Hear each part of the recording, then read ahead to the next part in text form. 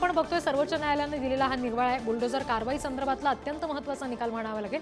काय आपली नेमकी प्रतिक्रिया याबाबत? जस्टिस गवईंच्या बेंचनी हा निर्णय दिलेला आहे आणि हा निर्णय देत असताना हं, कवी प्रदीप यांच्या कवितेच्या ओळी पण त्यात जोडलेल्या आहे की घर सपना होता है सपने पुन्हा तोड. हं, पण याच्यामध्ये सर्वात महत्वाची गोष्ट, लोकशाही राष्ट्रामध्ये हं, सगळ्यात महत्वाचं गोष्ट असते की कायद्याने राज्य चालतं का. राज्य हे कायद्याचं असलं पाहिजे आणि त्या कायद्याच्या राज्यावर अनेक गोष्टी अवलंबून असतात.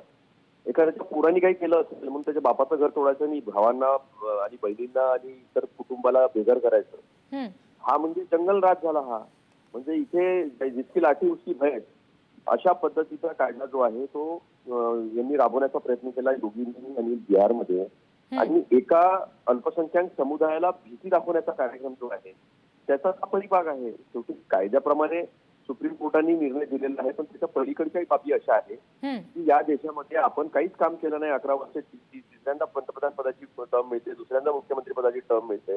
हं, आपण काहीच दाखवण्याजोगं काम करू शकत नाही म्हणून हिंदू मुस्लिम करायचं, हं, हा जो प्रकार आहे हा या देशासाठी अतिशय घातक आहे. हं, आणि या निर्णयामुळे त्याला चपराक बसेल अशी आमची अपेक्षा आहे. तसं होणार नाही. देशाचे पंतप्रधान सर्रास खोटं बोलतात, सर्रास हिंदू मुसलमान करतात, देशाचे गृहमंत्री सर्रास हिंदू मुसलमान करतात.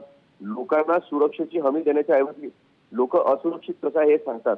त्यामुळे मला आपल्या माध्यमातून आपल्या दर्शकांना हे सांगायचं आहे हं. की 11 वर्षानंतर जर हिंदू खतरेमध्ये असेल तर याचा अर्थ योगी आणि मोदी जे आहे ते दोघेही असफल झालेले आहे, अपयशी ठरलेले आहे सुरक्षा देण्यात. बरं. जी, अतुलजी धन्यवाद या सविस्तर प्रतिक्रियेसाठी.